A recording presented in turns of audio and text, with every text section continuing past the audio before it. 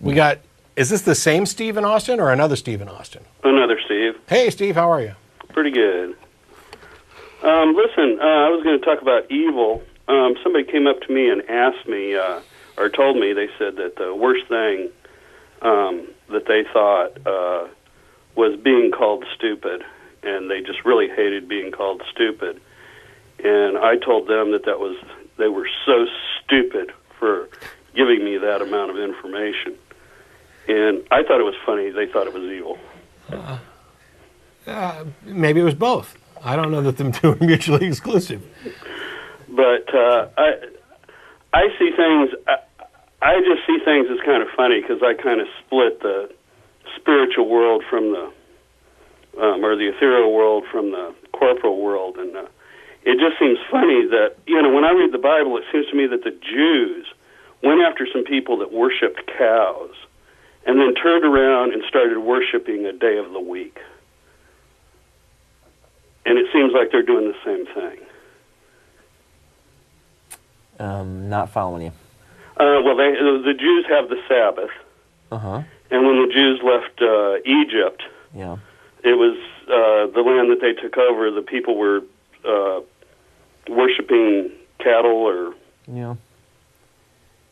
They don't worship a day of the week. They worship on, they may have, you know, particular important religious practices that they conduct on a particular day of the week. Well, they call it a holy day. Sure. And they do it in a holy land. Yeah. And I'm saying, holy cow, what's the difference? Okay, on some level, it doesn't matter to me whether they worship a day or worship on a day. The very idea that they're worshiping something is the issue. Yes, that's true. But if you're going, you know, it's kind of like. Are you doing stand-up somewhere in Austin, Steve? Would you care to let our audience know where they can see you? No. Okay. Because you're doing a comedy routine on us, and I'm sorry, we're not laughing along because we actually care about these issues. I see a lot of things as funny, but basically, it's the split is between. For me, it's the ethereal is like the surface, and the corporal is like the stuff. And you know, people throw things at you from cosmological or science or any number of ways of trying to describe that. You know, the surface. You can gain a lot of information about what's inside from looking at a surface, but the surface is not real. And from that point, you could say, well, God isn't real. But in a way, you would also have to say, you know, if you took it deeper, you'd have to say, okay, what do we know about this surface, and what do we know about consciousness and who we are? And you would have to look at it and see how we are mapped out, you know, in our brain, which is basically a surface.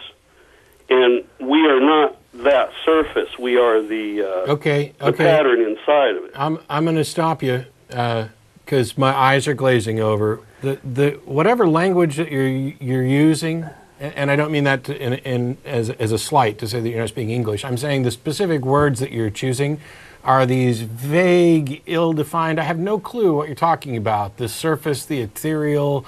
Why is there a weed behind my head? The surface. Oh, I got you. Good one. I just don't get what your point is. Okay. Well, again, my point is basically that there is a consciousness and there's emotions, and when I try to map them out, people's eyes glaze over because I guess it's just too complicated for them. Yeah. Thanks for your call. Cool. That's right. It's too complicated for us. It's not. Has nothing to do with what was in the pipe. Had nothing to do with the content of what he was saying. Being kind of pointless and somebody called it, rambling. what was it, the glass pipe fallacy? You can only believe that if you're on crack.